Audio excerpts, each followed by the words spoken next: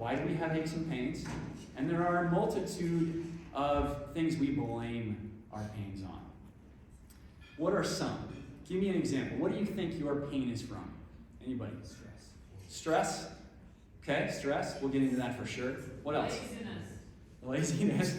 What else? Arthritis. Genetic predisposition. I love it. Genetics, arthritis. Okay. What's the big one? Come on, I haven't heard the big one yet. Injury. Overuse. What else? Age. Okay. Yes, guys are the best. Age, genetics, inflammation, overuse. Right? These are the common things we attribute to our pain. And I'm here to tell you that none of it's true. Now, why would that be? And what does cause the pain if none of that's true? By the way, you didn't say strength, which, if you've ever been injured, you know that one of the first things you did is you went into the physical therapist and they give you exercises to strengthen whatever piece or part was affected, right? So, here's what we're going to do. This is going to require your participation. And what I want you to do is I want you to stand up and take off your shoes. And hopefully some of you showered today because it's going to be interesting. Now, as you stand up, you take off your shoes. And the reason we're taking off your shoes is because we need your feet to be touching the ground. And I'm going to take you through a little journey into understanding not just why you hurt, but what's keeping your clients, your students, your teaching pros, and even you from reaching your top 10 potential. So, relax your arms out to your sides. And I want you to close your eyes. Now, as you're standing there, I want you to notice, where is your weight distribution, right to left, in your feet? Is there more weight on one leg than the other? No right or wrong answers, just notice it. Now I want you to notice, do you feel more weight on the insides of your feet or the outsides of your feet? And you might notice that there's more weight on the inside of one foot or the outside of one foot more than the other. How about towards your toes or towards your heels?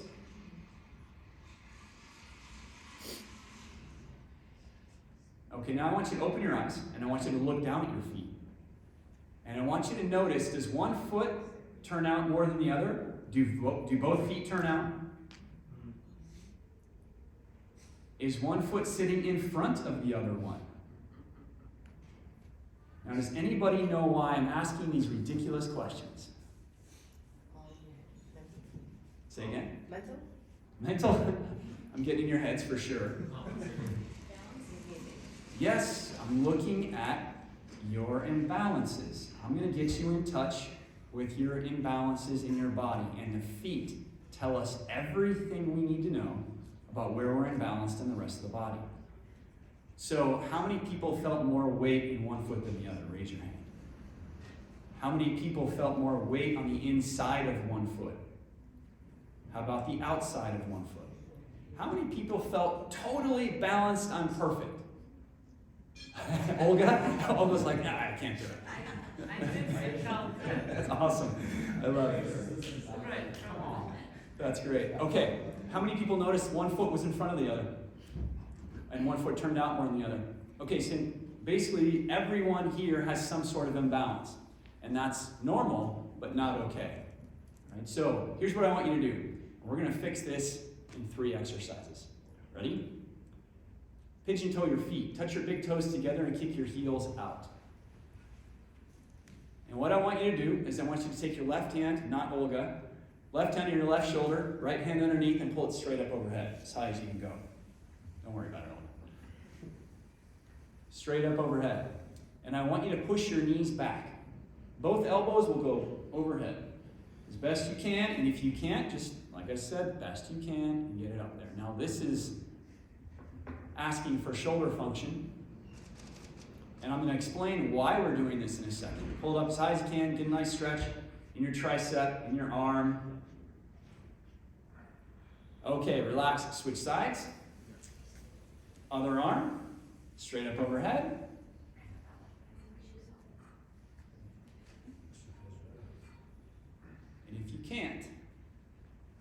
hands here and squeeze your shoulder blades back. Yeah. Good. And relax. Now what I want you to do is I want you to interlace your hands together.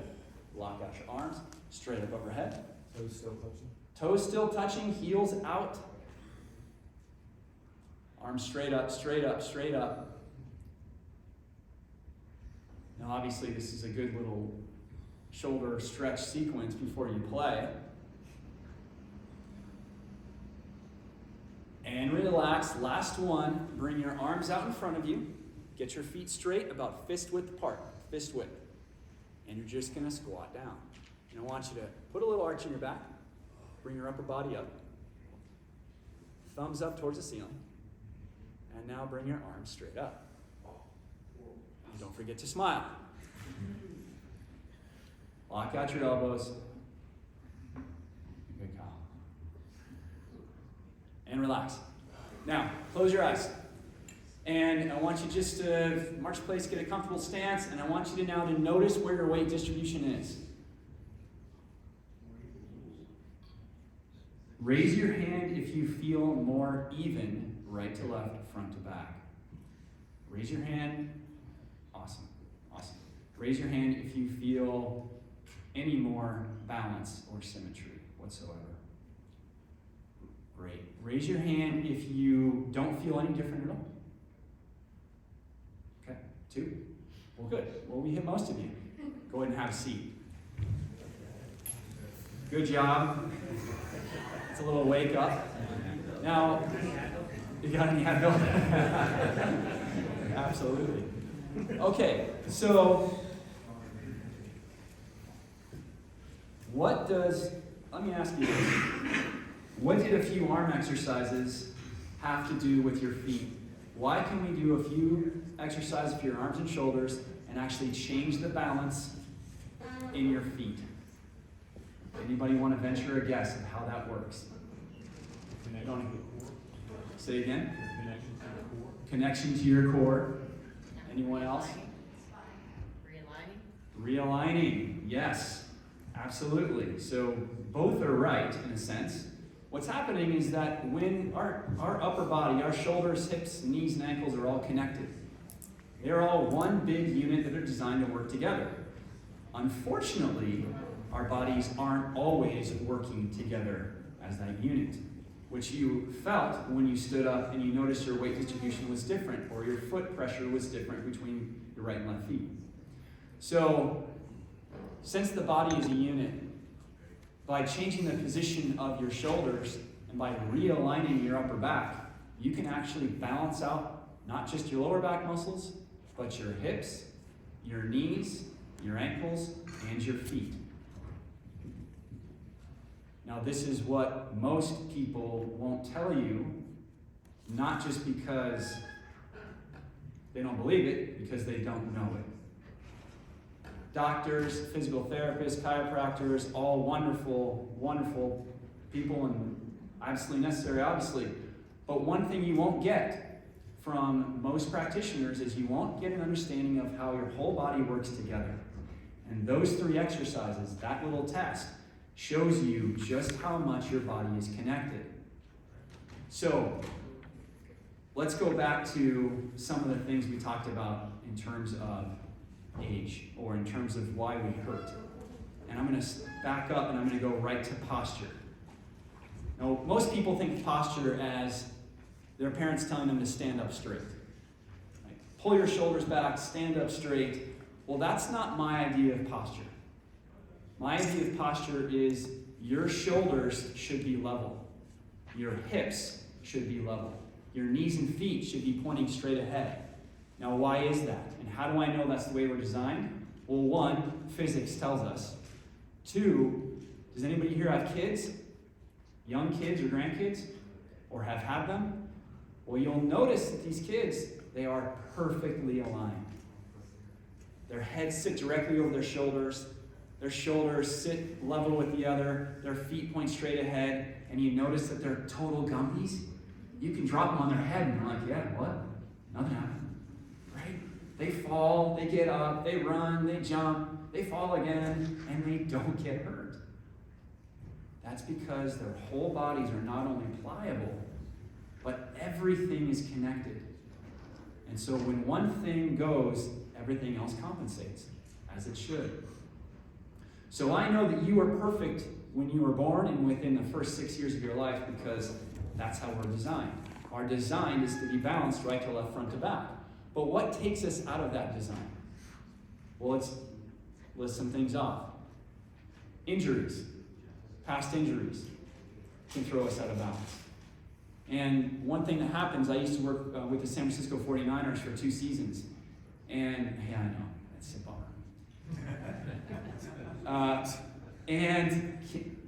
With the Niners, what I did is I would help the players. If they were injured, I would help them recover. I'd work with the medical staff and the training staff in order to get them back on the field. But with these aches, pains, and injuries, the first thing that they look at is they look at their posture. And so when we're looking at posture, we're looking at, is one shoulder lower than the other? Is one hip higher than the other? Is your upper back rounded forward? And now we're looking at the reason for the injury. Now you might be thinking, yeah, but David, they're football players, they get hit all the time. Yep, and we break at our weakest points. And when your players are on the tennis court, when you're on the tennis court and you start feeling ache or pain, unless you had a traumatic injury, like Olga, where you actually ran into a fence while playing pickleball or paddle. Not pickleball. Oh, sorry. Paddle? Yeah. Of course, paddle. Yeah. So unless you're Olga, then what happened, chances are, is that you were an accident waiting to happen already based on your imbalances. I had a clinic for 20 years in San Francisco, not just with the Niners, but I worked with chronic pain of all kinds, necks, knees, backs, hips, herniated discs, sciatic pain, you name it. And there was always a postural reason for the pain. Now let me explain and let me show you.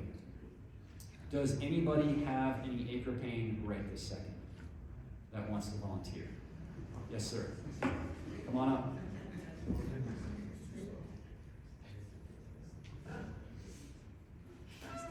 Yep. I see the limp. Yes. Mm-hmm. Andy Murray. Andy Murray style hip joint. Yep. Yep. Okay. Resurfacing schedule. I'm sorry. Yeah, me too. Okay. Let's talk about that. Stand right here for a second and fix it. What's your name? Aaron. Aaron. Yep. Thanks for coming up. First time conference. Yes. Aaron, nice. New Yeah, member. you're in a big game. Coming up. Okay. Aaron is describing a situation where his hip joint is losing cartilage. Lost it. Gone. Now, why is that, Aaron? Do you know? So everything that we talked about, so genetics in terms of cam impingement, many years of tennis, 20 full Ironmans, 50 marathons, like that kind of stuff. Okay. So what he's saying is that wear and tear over time and an impingement in his hip from birth. Is that what They said that it was developed through adolescence by playing tennis. Okay, so this is what we usually hear, and this is the thing about genetics. And I'll tell you a quick story about genetics in a second, but just stand right there for a second. Now, close your eyes. You're gonna fix me. Close your eyes and march in place. I can see. I can see. You're here. Okay, stand right there. Now, don't move. Now, what I want you to notice, if you can see, is do you notice where his right shoulder is sitting in relation to his left? Okay, it's much lower. Okay, it's about this far lower than his left. All right, now, you right-handed tennis players, you're probably fairly similar. Okay, most tennis players have one shoulder that drops, and that's in my book. It's one of the things I talk about is some of the 5 major imbalances of all tennis players. One of them is a right shoulder that drops. Now, what else do you notice? I want you to look at his feet. Does his left foot point in the same direction as his right foot? If you can't see, I'll bring him over there in a second.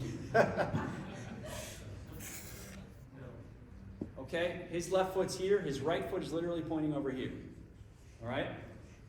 Now, Does this shoulder sit in front of this shoulder? Yes. Yes. Okay. I have a broken collarbone too with a plate here from bike racing. When did that happen? 4 years ago. Okay. Now let me tell you how this injury likely evolved. Because the doctors are going to look right at his hip joint and say you have degenerative hip. You have no cartilage left in your hip, which means we've got to replace your hip joint. Okay. Resurface. So what that means that they're going to basically saw off the top of his femur. They're going to keep it and resurface the ball. They keep my femur and then they're going to resurface. Oh wait, it's coming next. Don't worry. Okay. Yeah. Please save me, because So, but they're looking at the hip joint. And what they're not looking at is all the imbalance that created the problem. So when you were standing there, where did you feel your weight distribution? More on your right or left? Probably my left, only because my right hip hurts a lot. Okay, that's in your head. What did you feel? Close your eyes right now. Probably right. Right. Correct. He has to be loading right. And the reason is that when your shoulder drops this far forward, this far down, and you rotate like that, you'll feel your weight automatically move to your right hip. Now, why would he be loading the hip that hurts? Open stance forehand. Other than the open stance forehand. To maintain his balance. Correct, to maintain his balance, and because that's the hip that he favors the most. In other words, he was already overloaded on that side way before the injury happened, and that's one of the reasons his hip joint wore away. Now, the hip joint is designed to sit in the ball and socket. It's designed to sit in the hip joint like this. The femur rotates, it does this, and there's supposed to be space in between the joint. He's lost his space. And the doctor's going to come in and shave down the bone spurs that are in there, put a metal cap on top so that it glides, and then put another cap on the inside of his acetabulum so that they glide together. Okay? But they're not fixing the reason why his hip degenerated in the first place. They're not solving the problem. Now, we've come up with genetics. Well, how is the other hip from the same parent? Yeah. Okay. Just wondering. Age? Well, how old is that other hip that's not hurting? Let's throw that out. What else we got? Arthritis? Does anybody know what arthritis is? Arthritis is inflammation of the joint. Arthra is joint, itis is inflammation. Inflammation of the joint is a term that describes the condition of the joint. It's not a cause. Yes, sir? He's also having compensatory issues. So he's trying to compensate for one side versus the other. And this is why when you have a boot on, you need to compensate for the other side to make your feet work equally. Okay, or we can trigger the muscles to realign the bones and joints too. Or snip the tendon. Or snip the tendons, exactly.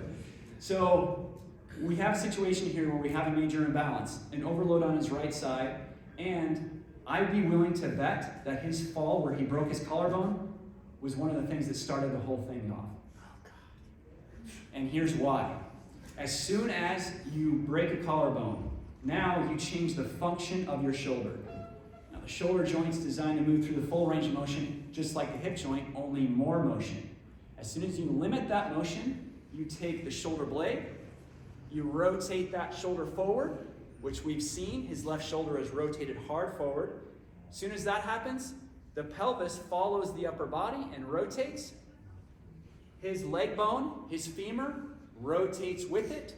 And now, instead of the femur and the leg bone sitting in a neutral position where it can go up, back, side, in and out, now it's sitting stuck in one position.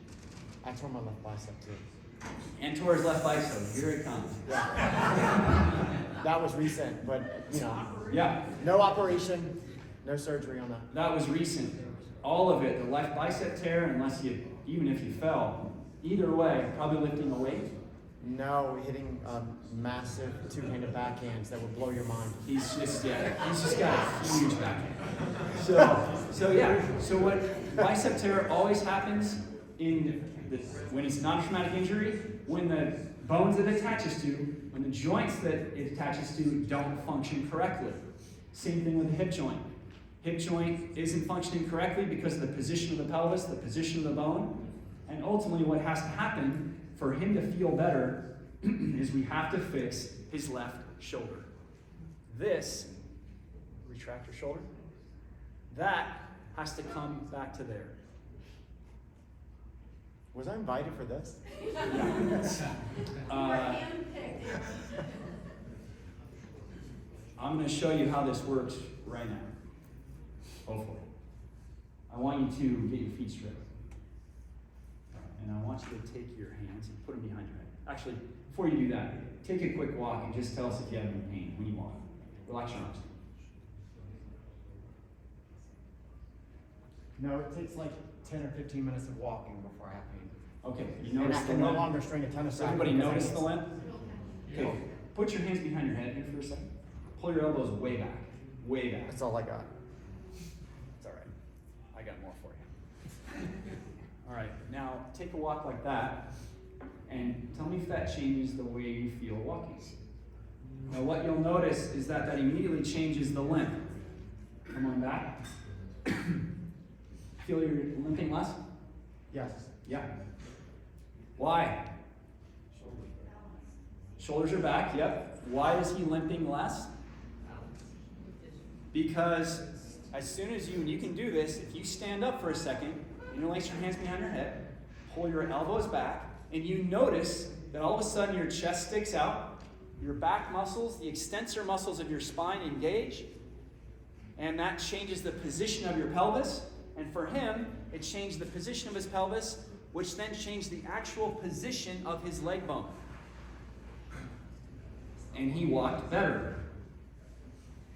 That is an illustration of how not only the body is connected as a unit, but by addressing his shoulder position, we can actually help his hip. Now, don't get me wrong, we also have to do some hip things. But none of it's going to matter if we don't change the real cause of the problem, which is all this rotation, twist, that drop shoulder, and the upper body that's sitting over the lower body. This imbalanced upper body sitting over the lower body. When we're done, let me give you 2 exercises. Awesome. Okay?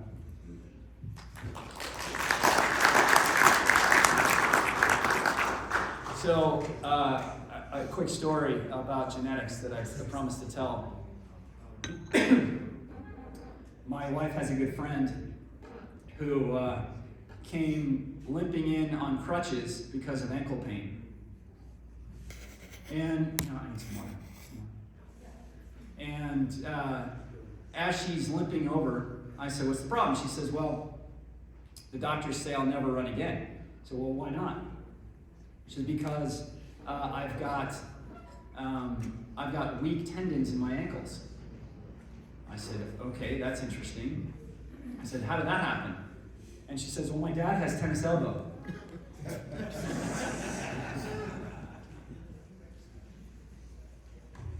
So, what the heck does tennis elbow have to do with an ankle? I had no idea. And then I got it. Excuse me. She believed that because her dad had tennis elbow, it meant that he had weak tendons and ligaments, and he passed that on to her, and that's why she had ankle pain. Genetics. She was blaming her dad for her ankle.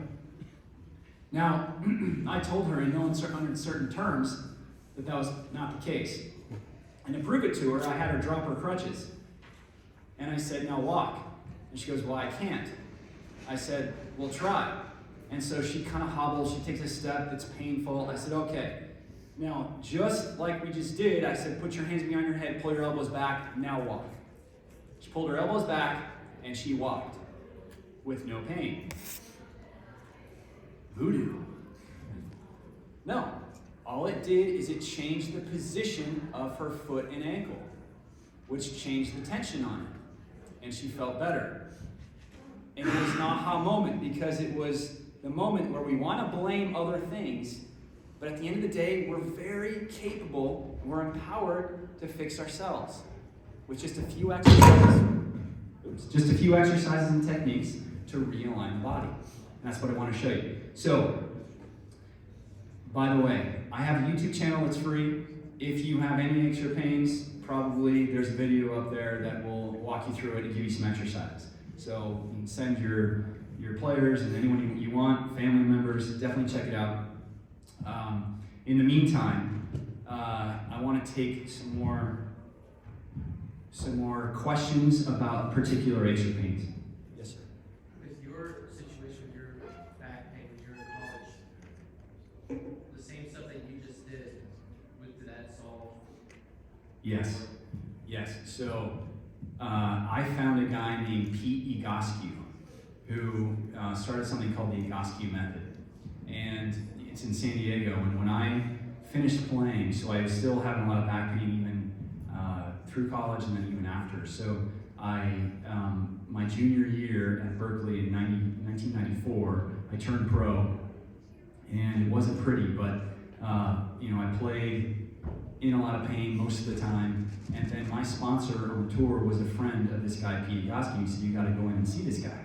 So I went down to San Diego and saw him, and within about 3 weeks of doing the exercises, I ran 5 miles for the first time in my life with no pain. So it was an aha moment. And then when I was done, I was on my way to med school, and I thought, I got to find out why that worked. So when I went back to school, graduated, came back to Pete, and then ended up working there for 5 years, and then started my own clinic in San Francisco, which is where I was. So the answer is yeah, it helped. And it absolutely changed the way that I obviously think about pain, but this is one of the reasons I wrote the book, is because we are in a situation where we're constantly inundated with information about why we hurt. Age, we're weak, genetics, all the things you just said, or all the things we talked about. So it was very clear very early on that for me that was not the case. And it definitely sparked a journey to figure out why. Why is the pain there? And I can tell you that every muscle pull, every joint injury that is not a direct related to direct trauma is due to some postural imbalance. But let's talk about the one other thing that makes a big difference, which you brought up, which was stress. How many people have noticed that they get sick more often or more easily when they're really stressed out? Has anybody, just about everybody, has anybody noticed that they also have the propensity to get more injured when they're stressed out? Anybody notice that? Yeah? What's your experience with it? Sometimes when I stress or think a lot, my neck locks up. I've seen that before. Like my neck just hurts. Yeah. Just from thinking and stressing. Why do you think that is? Why your neck? I don't know. I don't know. Well, come on up.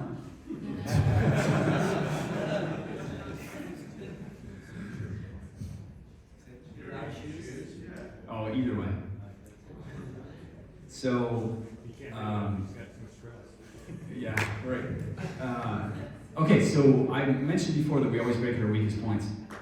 We talked about posture, and I call it postural stress, right? It's a form of stress. And we're going to talk about, what was your name? Lorenzo? Lorenzo. We're going to talk about I Lorenzo's. went to high school, so Oh, I used nice. to live in San Francisco. Okay, cool. Yeah, we're recent transplants from San Francisco. Okay, Lorenzo, turn sideways for everybody, please. I'm going to move you right in front of the podium. Right there. Okay. Close your eyes. Okay, now, what do you notice about Lorenzo's posture?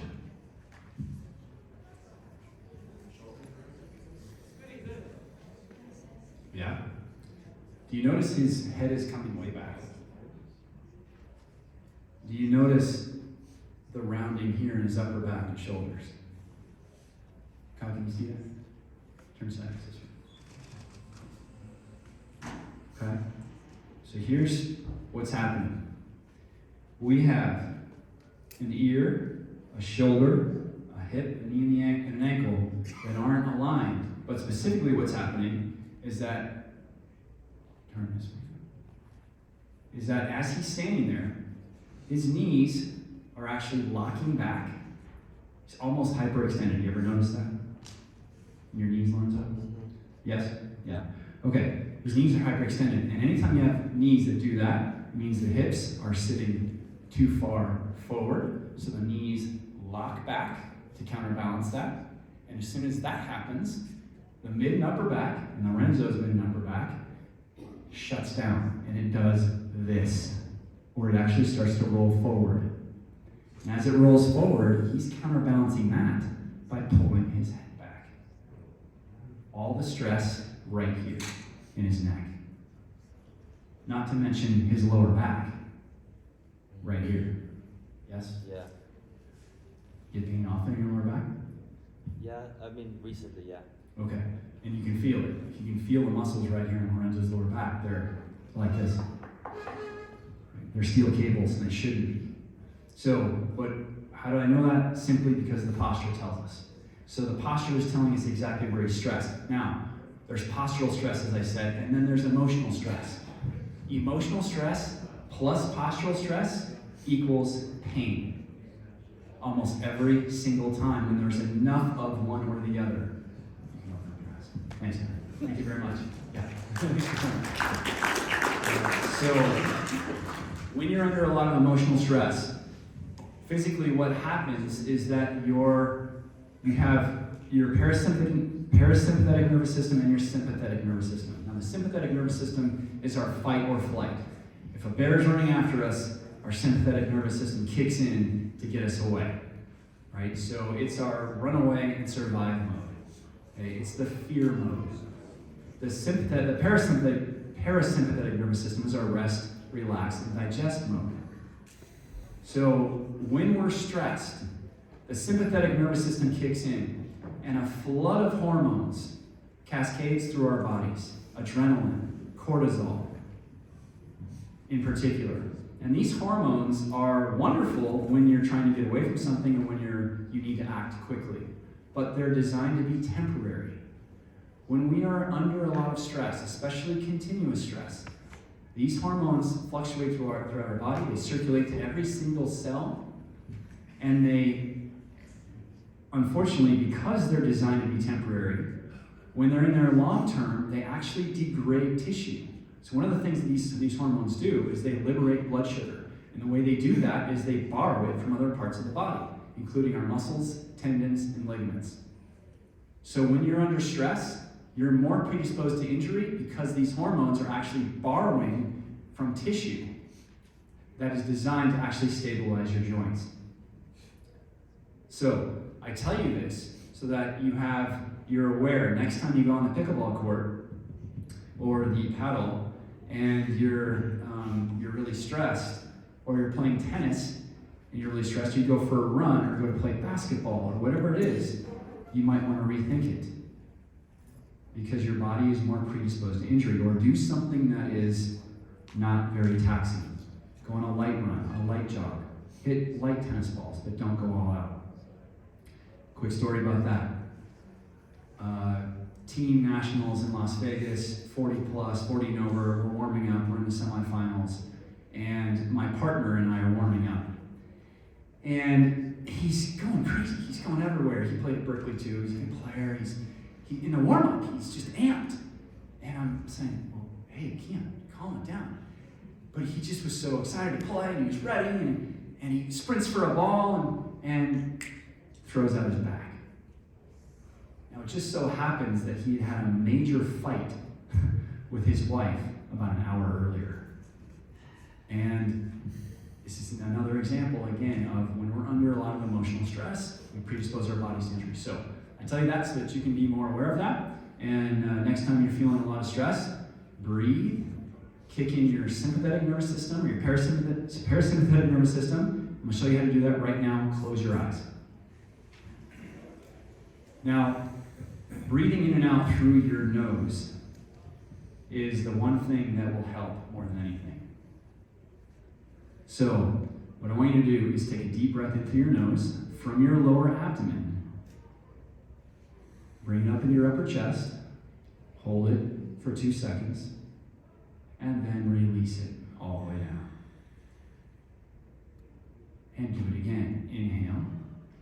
All the way in. And all the way out. Now you've people this, you teach it, I'm sure, all the time. When your players get nervous, what do? Right? You breathe. You tell them to breathe. Now, when you tell them to breathe in and out through their nose. Because nose breathing actually triggers the parasympathetic nervous system.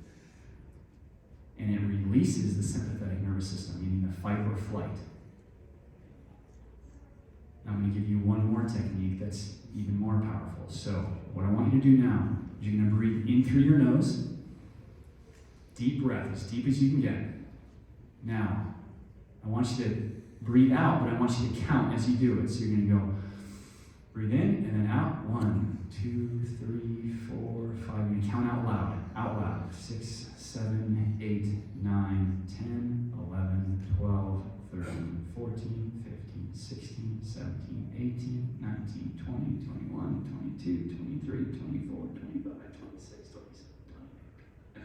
That's all I got. Okay, now what you'll notice is as you breathe and as you count, as you breathe out and count, you're pushing the air out of your diaphragm and you're expelling all the reserves. And now breathe in, take another deep breath through your nose. You'll notice you'll breathe much more deeply this time. Okay, so now you're letting in even more air, more oxygen, and you're training your nervous system. You're literally changing your hormones that are coursing through your body. Breathe out through the mouth. And this one you're counting. So you're counting out loud through your mouth. Yep. Okay.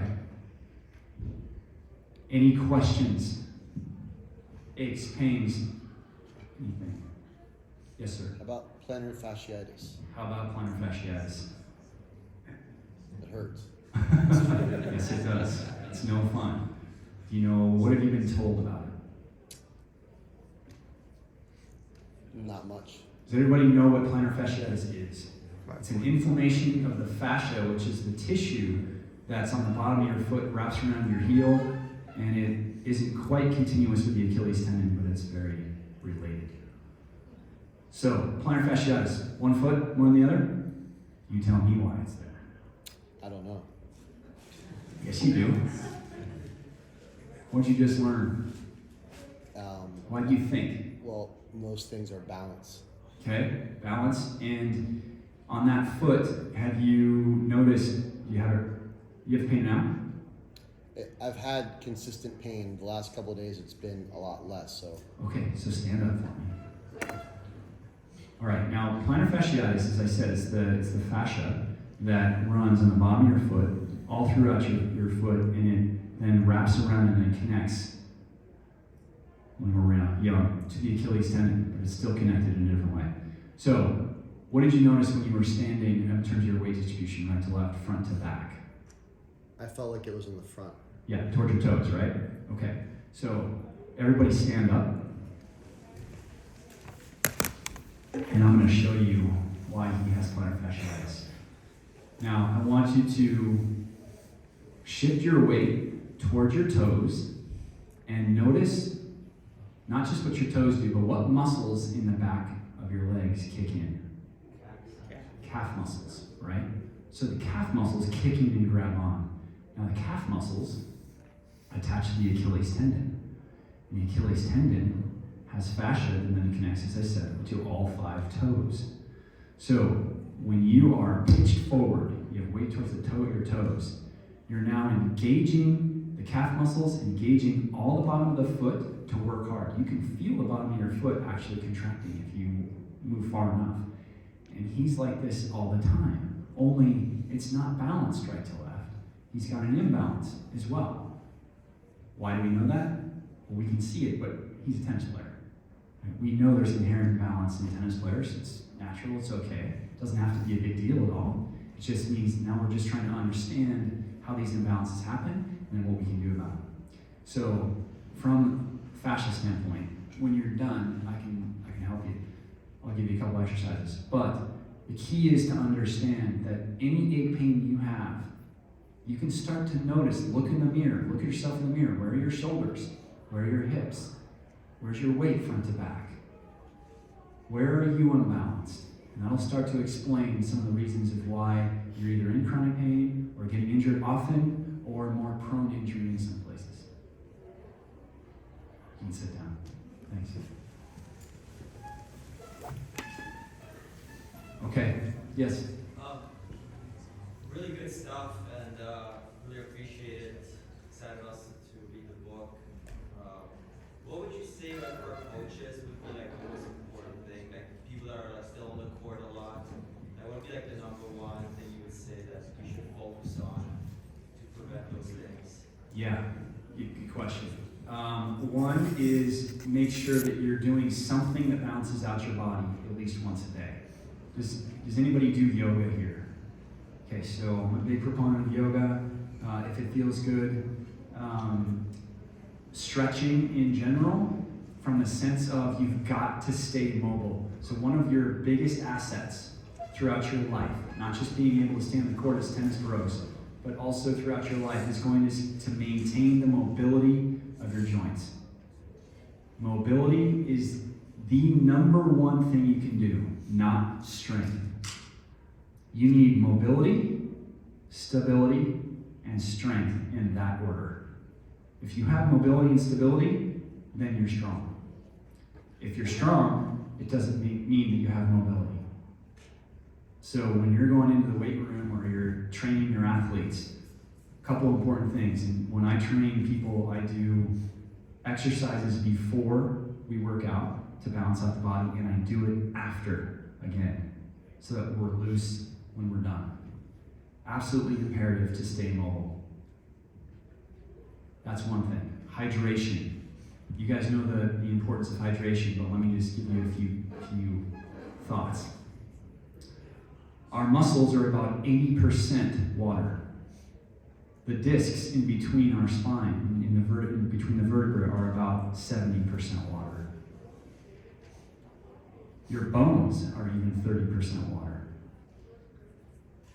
And I could go on and on. Point being that if you're even slightly dehydrated, you make your muscles, your bones, your ligaments, your tendons less pliable. So drink up, and the ice in your scotch doesn't count as. Yes. What do you recommend for back pain? What do I After recommend for back playing pain? I tennis? recommend my video for back pain on YouTube. Okay. And I recommend that, is it one-sided or is it both sides? Both sides. Both sides. Sometimes I couldn't stand up. Yes. After glad you playing asked. tennis, Teresa, can I borrow you for 1 second, please? I want to show you all one exercise that you all should be doing every single day. And this is an exercise that will help your lower back. This is my wife, Teresa, everybody. Give her a big hand. Yeah, but I'm going to fix it. Okay. If you have a couch, or you have a, I'm going to move this way so you can move on the other side. If you have a couch, chair, anything you like, let's go on, just your heads down here. You're going to lie down on your back with both legs up to 90 degrees. Now this is a simple, easy exercise. Scoot all the way up, and you want to scoot all the way up. Let the knees relax, palms up out to your sides. You're going to breathe. Okay, so what is this doing? This exercise is completely unloading your spine. Okay, you should be doing this every day. Okay, for about 5 to 10 minutes a day. It's completely unloading your spine. It's using the ground as a reference for straight. So in other words, it's asking your spine to be balanced right to left, front to back, top to bottom here. Using gravity in the ground to make that happen. And this is why you lay there for 5 to 10 minutes, because it takes time for your body to adjust and to balance out with the floor. And as you breathe, then you start to relax. So the head is neutral, the shoulders are neutral, the hips are neutral, everything is aligned and balanced, and this one position literally can change your life. And I say that after doing 20 plus years of therapy with people with back pain. Thousands of people. So this exercise, it's easy, you can do it anywhere, you can do it in a hotel room, and I highly recommend it. thank you. Do you recommend Thanks. like this one? You know, Back brace. yeah. So remember what a back brace does. All braces, knee braces, back braces, ankle braces. What do? What's their purpose? Straighten. Stabilize. And how do they stabilize? Compression. They keep the body from moving. Right? They stabilize it. They keep it from moving. Now, one of the things that we know we need in our bodies is motion. Our bodies are designed to move. So when you put a brace on, it's not that you shouldn't. I'll get to that in a second. But you have to know what you're doing is essentially you're putting on a cast. And if you're putting on a cast and you're limiting the motion, then is it getting stronger or weaker? Anybody ever had a cast on before? Oh, God. Well, what happens when you take off the cast? You break your arm, wear a cast for three weeks, take the cast off, and your arm is half the size it was before. It gets weaker, right? We are use it or lose it mechanisms. And if you're not using it, you're losing it. So you wear a back brace, you wear an ankle brace, okay. But just know that your muscles aren't doing the job anymore of stabilizing. So in the long run, are you helping yourself? No. Doesn't mean you shouldn't wear a brace if you want to play tennis and you need it to not get injured, great. And in the meantime, start doing exercises to rebalance and realign your body. Meaning, fix the reason for the back pain, right? It's not a lack of strength. It's that it's working too hard, and there's a reason for that. And it'll have to do with the position of your shoulders and the position of your hips. Your lower back's being caught in the middle. I'll take one more question. Yes?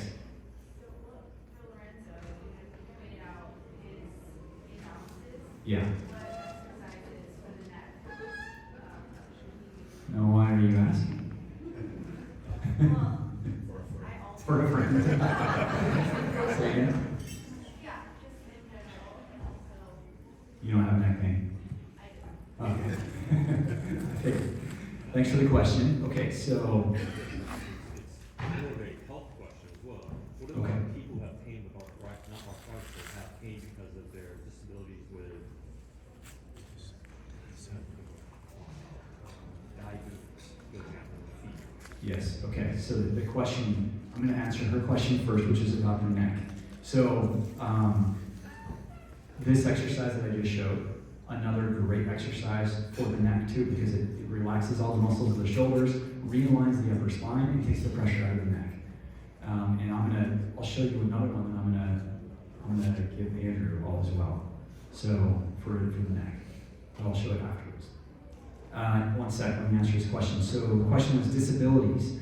What do you, diabetes and things like that. Well, so I've worked with people with MS, Parkinson's, diabetes, autoimmune diseases, everything.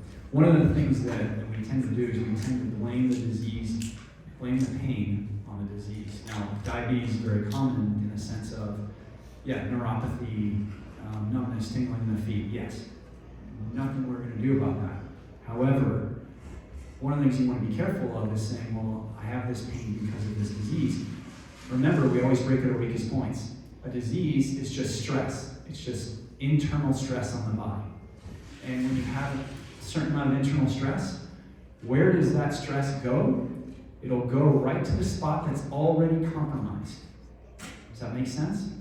So people with MS or Parkinson's or things, a lot of times they'll feel pain in different parts of their bodies, but there's also always a postural reason, meaning that they felt pain right there first, because that was the part that was already under stress. And you can fix that. Realign the body a little bit, you can fix it. Now, like I said, are you going to fix the numbness? And it's a different thing. It's a, yes, sir. Could you talk about the benefits of stress, Yes. such as eustress? Eustress? Correct. Tell me about eustress. Eustress is the positivity of stress, the good stress your body needs to react. Thank you. So the question is, can we talk about good stress? And I'm going to answer that question with another story, or a couple facts. Astronauts, when they get back from space, their hearts are actually shrunk. Their hearts are smaller, their bones are weaker, their muscles are weaker. And why is that? Well, because they're not in gravity. Gravity is good stress. It maintains the strength of our bones, our joints, our muscles, our blood flow, our heart strength, our cardiovascular system, our immune system, every system we have relies on gravity. That's good stress. However, when does gravity become bad stress? When we start having forward heads that are way forward of our shoulders, and when we have upper backs that start to round and start to pull, the gravity starts to pull us down. When we have a foot that turns out, a knee that rotates in, and we're torquing our medial knee, and now we're running and jumping and playing tennis on a knee that's twisted and predisposed to meniscus tear, right? That's bad stress. Does that answer your question? Yes. So good stress is anything that maintains your body's ability to function optimally. And that includes food, that includes sleep, that includes exercise, weightlifting to a degree. Bad stress is anything that impedes your body's ability to function optimally. That includes bad food, bad weightlifting, bad sleep.